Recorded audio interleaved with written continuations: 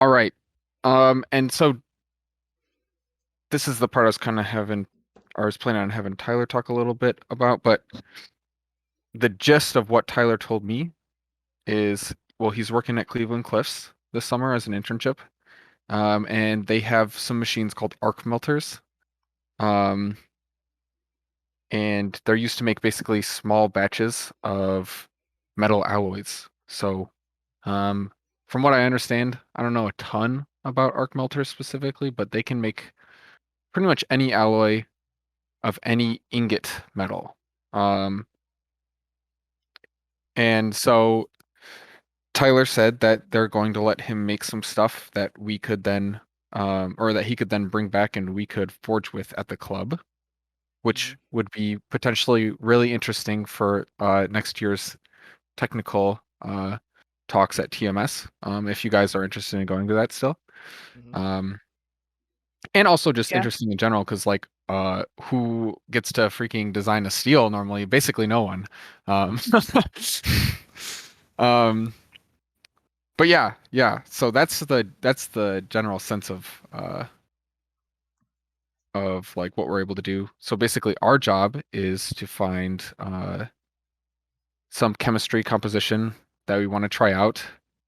We probably don't have to think too much about the actual production methods because I'm pretty sure Tyler can handle that. So if we just come up with a steel and like what alloying concentrations we want in it, then that should probably be good enough, I'm guessing. Although we might want to check with Tyler on that just to make sure. Um, but since I know a lot of people probably don't have much experience with actually building or designing alloys, I thought it would probably be a good idea to do a little brief talk about that. And I kind of want this to be pretty interactive. So please, if you have any questions at any point, just like stop me and we can talk about it. Like I'm hoping by the end of this, like you all have a pretty decent idea of like what goes into making a steel and like what different alloys like influence steel in what ways. Hmm. So yeah, if you're ever confused on anything, just let me know and I see no problem in stopping. It'll probably help the other club members who may watch the recording of this. So, so anyway, starting really basic, right? Mainly for Justin and potentially Jesse. Although I think Jesse has some Yeah, you're experience right, Grant. just because he's a neck maker. But yeah, but yeah, what is an alloy, right?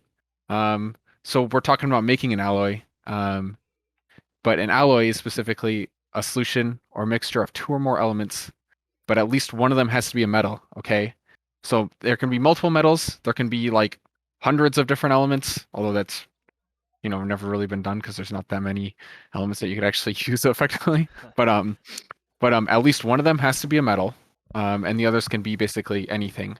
And so when we talk about steel, steel is an alloy, and it's at its most fundamental level, it's iron and a little bit of carbon. So that's what steel is. Uh, However, there's tons of other alloys, right, like brass, bronze, pewter, and then other steel alloys. So right, you can add different things to steel to improve its performance in various ways. And some of the highest performing steels we have today are steels with a very diverse and high fraction of alloying components, which is kind of a far cry from uh, right the basics of just carbon and iron. So um, so getting into designing some steels.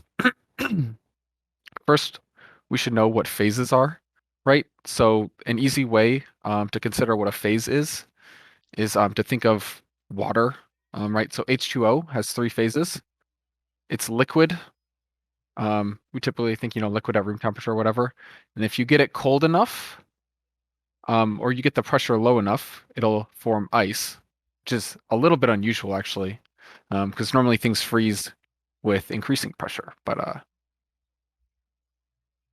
ice is actually a little bit less dense than water. But so it'll become ice, and then if you get it hot enough, it'll become steam, right? Those are three different phases, like the three different phases of water. Now metals also have phases, right? So pure iron um, can be a vapor if you get it hot enough.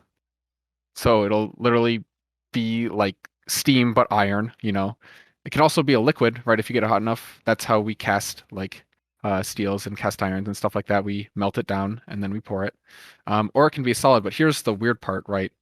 Um, when iron is uh, a solid, there's multiple different forms it can take because metals are crystals and they're ordered crystals, right? Um, so we change the definition of like what phase it is based on the ordering of these crystals. Um, so right at lower temperatures, iron will be in BCC form, which looks like this. The atoms are all oriented like this. Imagine each of these is an iron atom. And then you get it a little bit hotter, and suddenly the atoms all rearrange themselves and it becomes FCC, right? So it looks a little different, and functions a lot different. Uh, so then building on that, when we talk about steels and steel alloys, when we're talking about what properties they'll have, we tend to focus on the microstructure of the steel. So a microstructure is essentially a combination of multiple solid phases, and normally these can be seen on a microscopic level, thus microstructure. You might see occasionally they'll call some microstructures nanostructures because they're very small, but it's the same idea. So right here's a very typical case that we talk about all the time in material science is perlite, where you have lamellar banding of ferrite and cementite, where ferrite is basically pure iron and cementite is an iron carbide, which is like a ceramic compound of iron bonded to carbon. Um, and you can see some other cool microstructures over here is a really interesting topic that we won't really get into today, but dendrites in bronze, where the actual concentration of alloys is different within and outside of these dendrites. And then in a typical silicon alumina cast, you have precipitates of silica and an aluminum matrix. So that's what I'm talking about when we talk about a microstructure. And now for the really important one is carbide. So I mentioned cementite before, which is the most common carbide in steel. Uh, it's just iron bonded with carbon, or the chemical formula for that is Fe3C. And this is in basically every steel. Um, Now there's varying amounts of it, but it's present in almost every steel. Uh, and so cementite is a phase, right? And when it's combined with the matrix, like this, the iron matrix, it forms a microstructure. And when we're heat treating steel, we're trying to turn that microstructure from perlite to martensite, which is just basically a different arrangement, like geometric arrangement of how the cementite and ferrite are oriented and shaped. Now, more importantly, when we're talking about creating new and high performance and cool alloys, we'll probably be talking about other elements, especially other carbide formers like vanadium, tungsten, chromium, niobium, stuff like that. And so why are carbides so important? Um, there's several uses that they have, right? So they can often be used in low amounts, very low concentrations, to propagate very small carbides within the matrix, and that can pin grain growth, which helps to keep the grain size in your steel down, which promotes toughness and strength. Now, if you add a little bit more of these alloying elements, like let's say vanadium, you can form larger carbides, which will help or start helping to promote wear resistance. So when we're talking about knives, this is pretty huge, and that's going to determine how long your edge lasts before you have to sharpen it again. And then some more niche effects that aren't of huge importance to us in smithing, but carbides can be used to hinder dislocation movement, especially at high temperatures, which helps with like creep and stuff. But that's not super important for us. Um, Now, carbides tend to have a drawback, and that is that the larger the carbides are and the more carbide weight percent there is or volume percent, um, your toughness will go down. So it's a bit of a balancing act with that for most steels. Um, but the ultimate goal, right, is that we're seeking to control the chemistry. So, right, what carbides are being formed, whether it's vanadium, chromium, iron carbides. So we're trying to control the chemistry of the carbides. We want to control the size of the carbides. So in general, smaller carbides are better. Um, and we also want to control the proportion of the carbides in steel. So whether we have 5 volume percent vanadium carbides or 10 volume percent vanadium carbides makes a huge difference in the final properties. So by controlling all of these, we can change the properties of steel quite a bit. And so just a brief little talk about powder metallurgy. So what Tyler is able to do with an arc metal is basically a traditional ingot casting, where you have this melt, right? You put all of your stuff in a crucible and you melt it down, then you pour it into like an ingot mold or something like that. And now many high alloy steels will use what's called powder metallurgy, where these are typically steels that have right large amounts of carbides. Um, and so what they'll do is they'll start off just like normal, right? They'll have all their stuff in a crucible and they'll melt it down and then they'll spray it through a shower head and it'll create um, a bunch of tiny like mist-like droplets of steel that freeze in midair and then fall to a surface below where they're then collected as like a powder. That powder is then put into an ingot mold and it's sintered back together, so it's never melted again. And that helps in like high carbide steels to keep the carbide size down, right? So on the right here, we've got CPM D2, and on the left here, we've got a traditionally ingot cast D2, and you can see the scales are the same, and you can see how much bigger the carbides are in this version versus the CPM version. So because we're only able to do traditional ingot casting, we should probably focus on lower alloy, lower carbide steels so we can avoid some of the pitfalls of ingot casting with high carbide steels, which are these large carbides. Um, so with that being said, I put together a few slides of some common successfully designed low alloy steels, and I'm just going to talk through why they made some of the decisions that they did, and including certain alloys. Right, so this one should be familiar to basically all of us here.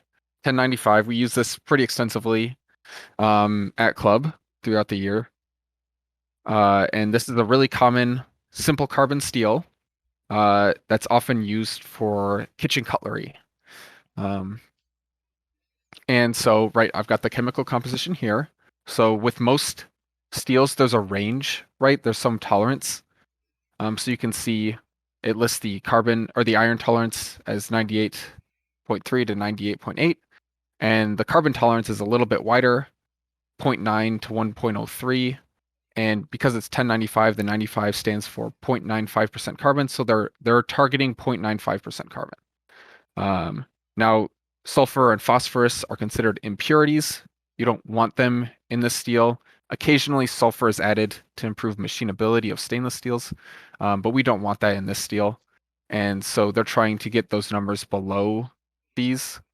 And then manganese is also added to improve the deep hardening qualities of 1095. So it makes it easier to heat treat. It requires a lower quench rate, if that makes sense.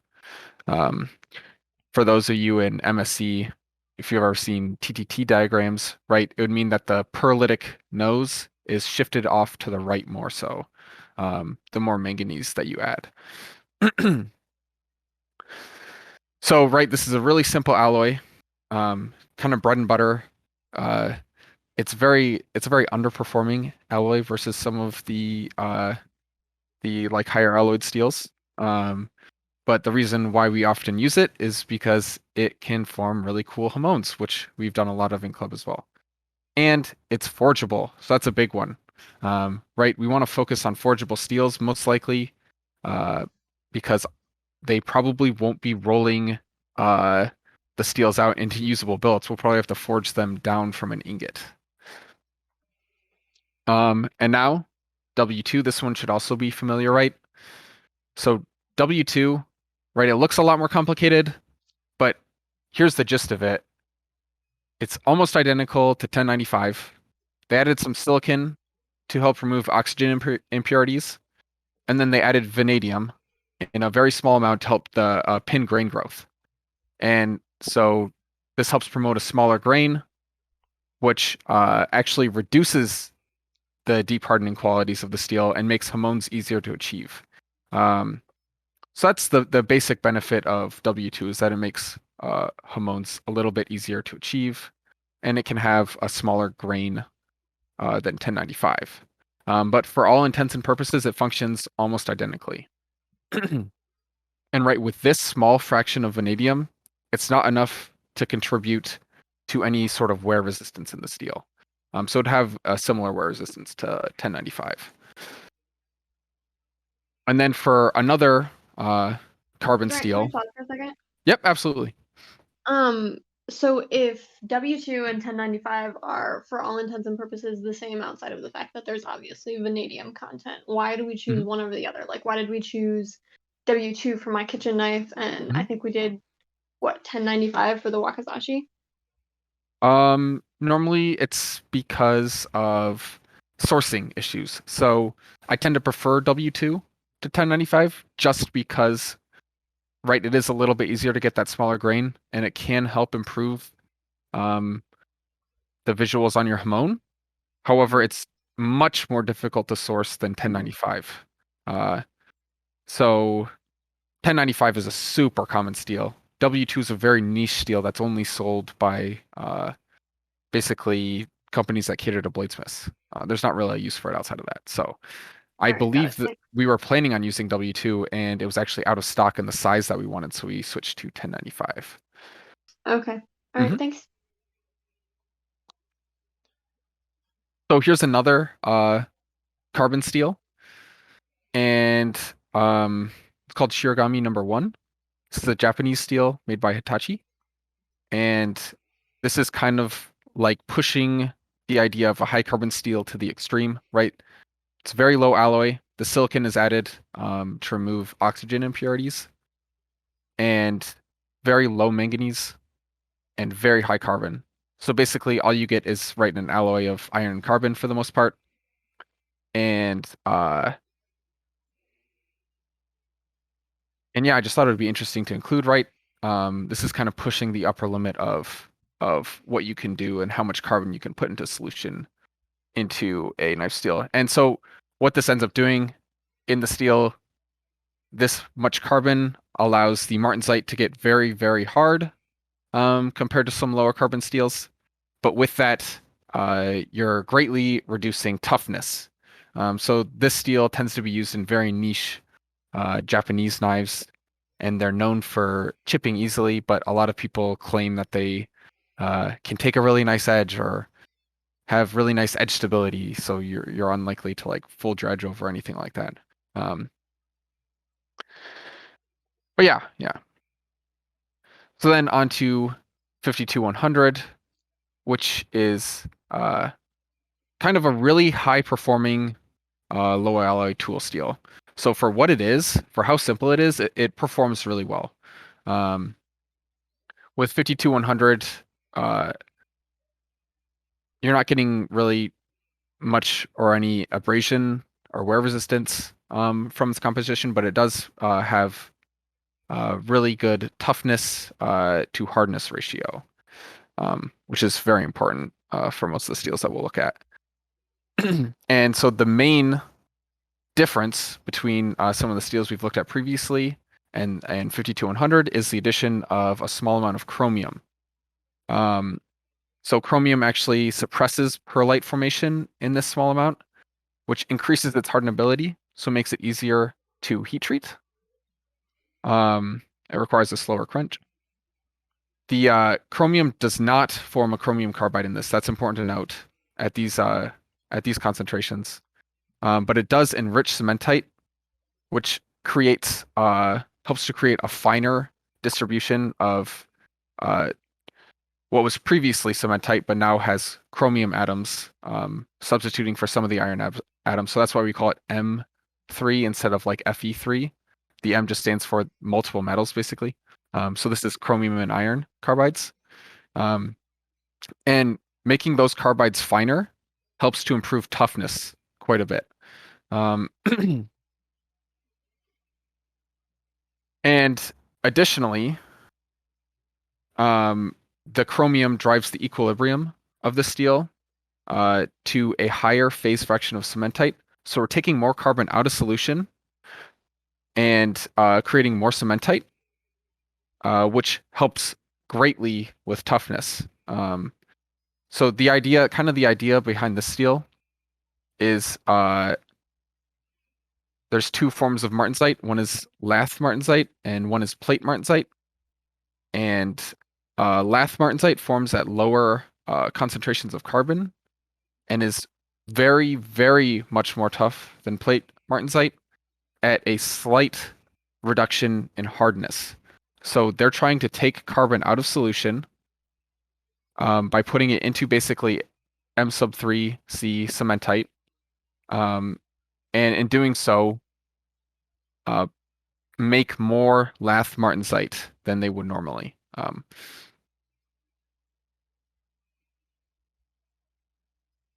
And then so we have CrewForge V, which I think actually Jesse was using recently. I saw on his Instagram. And this steel is kind of interesting because it's one where you start to get into somewhat improved wear resistance by larger additions of vanadium. And so this steel performs really similarly to 1084, but trades off some of 1084's toughness for slightly improved edge retention. And for some reason that I'm not exactly sure why, it also gets very hard compared to 1084. Maybe from the higher... I'd have to think about that more. But yeah, that's stuff we can think about when we're trying to design some steels. And then at the very high end of wear resistance in low alloy tool steels is Owigami Super. And so in this steel, they've basically taken the Shirogami #1, which is that other Japanese steel I talked about, and they've added a small amount of vanadium and a large amount of tungsten and a small amount of chromium. And what that does is create enough carbide content to improve wear resistance. So this steel, there's a wear resistance test called Catra testing. And from some of the data I was reading, this steel was scored on a 3.5 out of 10 in wear resistance compared to like 1095, which scores like a 1 or a 1.5 out of 10. So it is significantly better, even though it's nowhere near some of like the high alloy steels that we probably can't make because they're not very forgeable. But yeah, that's the focus here, right? Tungsten carbides. Now, right, because there's such high carbon percent and such large carbides from the high amount of tungsten, its toughness is very poor. So that's a bit of a trade-off with this steel. And now here's some high alloy and stainless ingot steels. So these are steels that we could potentially make, although we'd want to talk to Tyler first to see what ingot size we could cast them into, as they are not known to be very forgeable. Tyler's here, by the way. Oh, hey Tyler, how's it going? Yeah, hey guys, sorry I was a bit late. No worries. We'll have you jump in just a second. Yeah, sure. And talk about exactly what we have available to us. Of course. But one really well-performing higher alloy steel that is able to be cast as an ingot is called crewware. Now they have both powder metallurgy and ingot forms of crewware, where the powder metallurgy form is much more common and popular, but it can be cast as an ingot. And this steel is just an all-around good steel. So with this amount of chromium, you're going to form some chromium carbides, and a lot of that chromium is going to go into solution. So that makes this one what's called a semi-stainless. So it's resistant to corrosion, but will still rust if not taken care of. But it's significantly more resistant to corrosion because of that chromium in solution than some of the other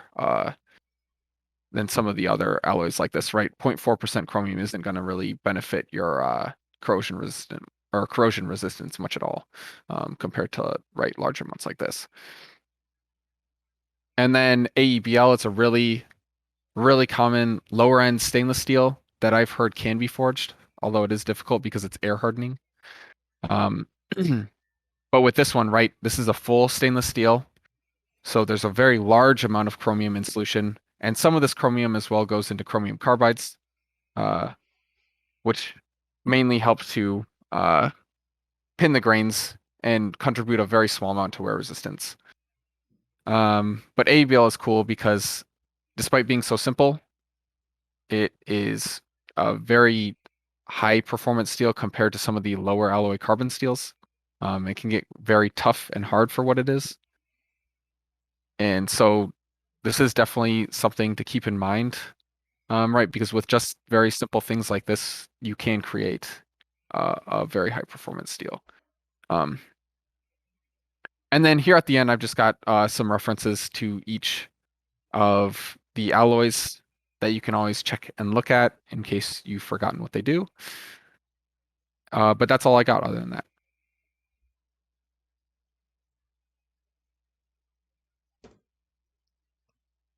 Awesome. Thank you, Grant.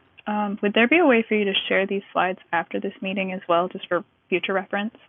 So I believe it's in the Bladesmithing drive, so it should be shared Perfect. with you guys already. But yeah. Fantastic. Thank you.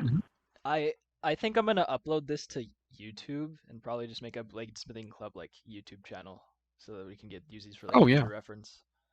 That'd be perfect. Yeah, I think that'd be great. Does anyone have any questions or thoughts or ideas that they'd like to ask or talk about steels? I have 2 questions. Mm-hmm. When you're talking about the ingot method, Yep. It has bigger carbides. Does that mean that it's like less homogeneous?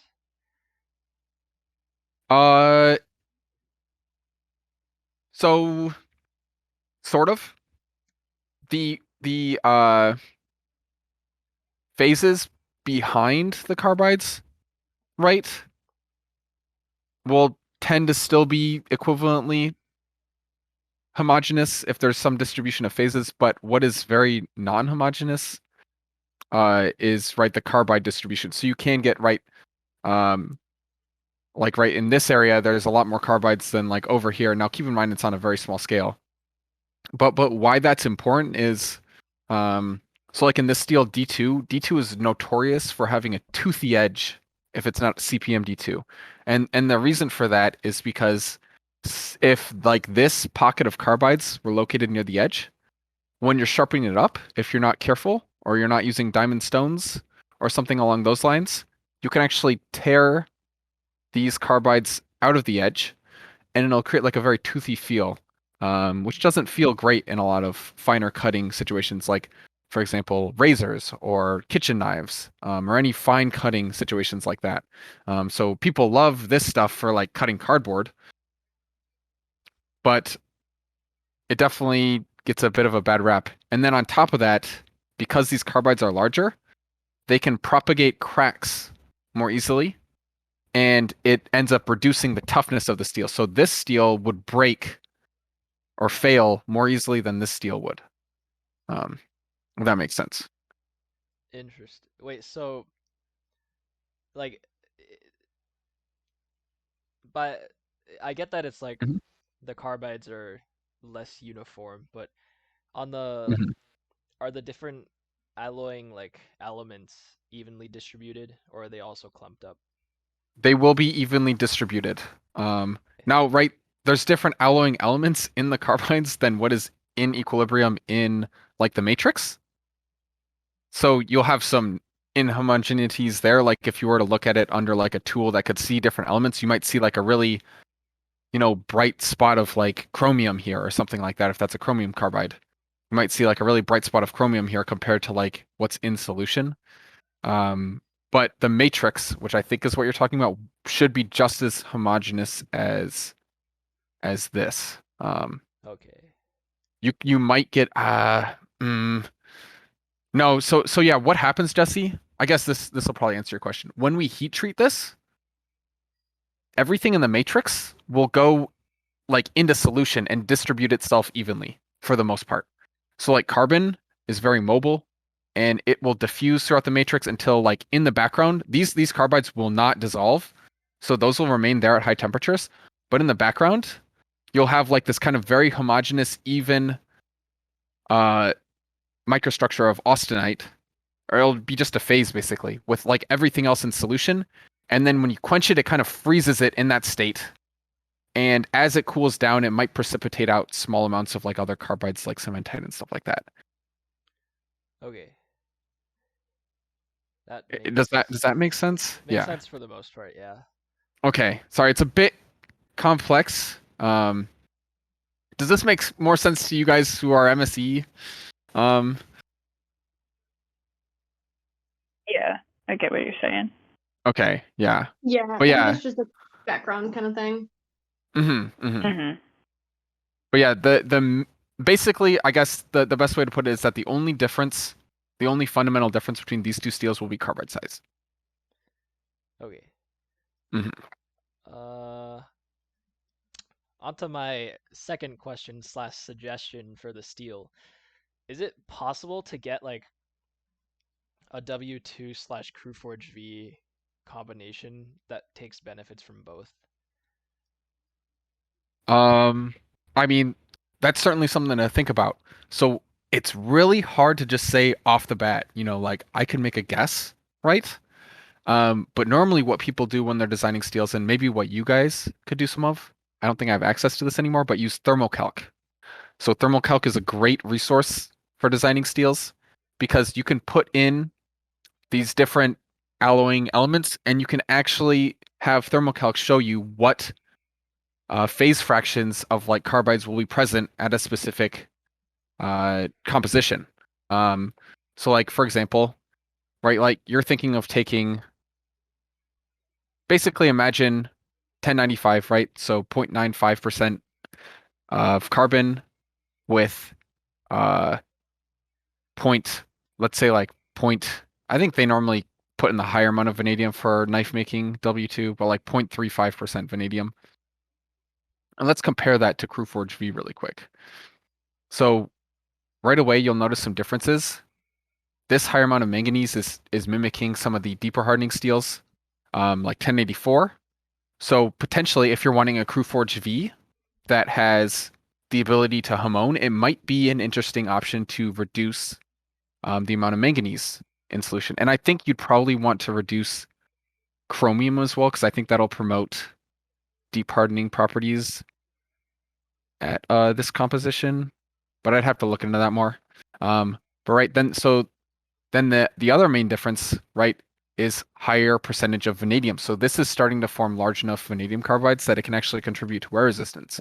So maybe something to look into would be, right, increasing the amount of vanadium in your W2 without increasing the amount of chromium or manganese too much. And you'll notice too, right, the amount of carbon is higher, but that doesn't mean the amount of carbon in solution is higher. A lot of this carbon goes to the chromium carbides. So you'll actually have, much lower, much more comparable to like 1095 or 1084 amount of carbon in solution. So that's something to keep in mind. But yeah, you could absolutely look into something along those lines where you're trying to create like a W2 that can hamone but still has some wear resistance. If that's kind of what you're talking about. Yeah. Now, the important thing to note, right, if you were to take out the chromium and lower the manganese composition while still increasing the vanadium, you'd get W2, right? You might get W2 that is wear resistant, or somewhat more wear resistant that can still hamone. But what you'd be trading off there is your toughness that you get from CrewForge V. CrewForge V is a decently tough steel, especially compared to W2 and 1095. So that's something to keep in mind, right?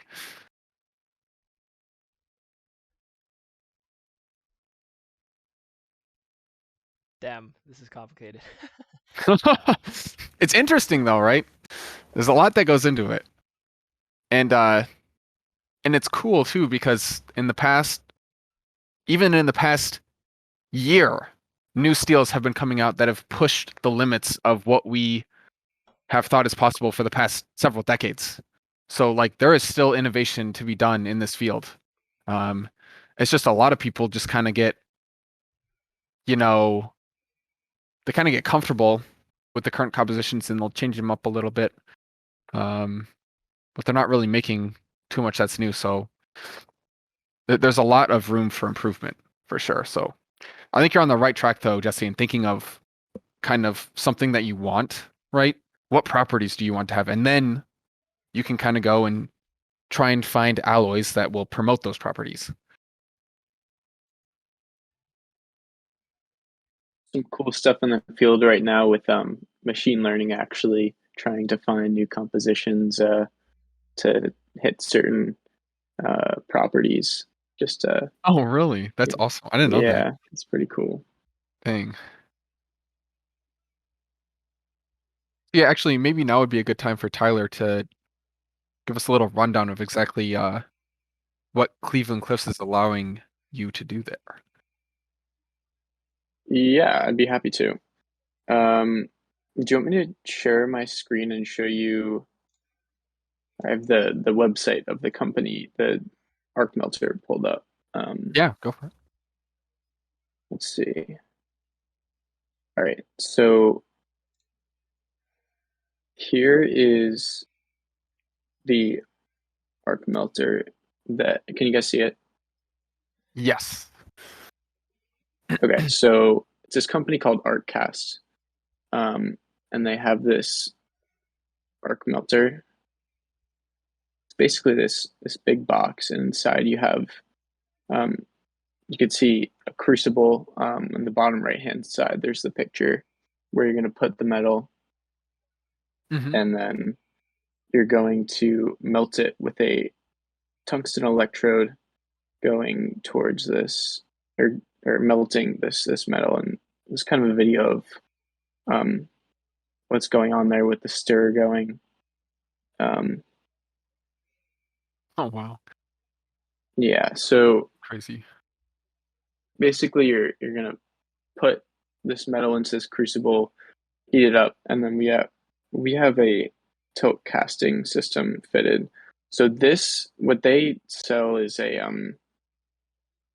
like a, let's see, what do they call it? Like a rod, but Cliffs has a custom mold. So the mold that we have is a just like a rectangular prism. It's like a bar, so it's about 5 inches long by 1 inch wide by about 4/10 of an inch thick. Oh, okay. And so it ends up being about like 220 grams or so, something like that.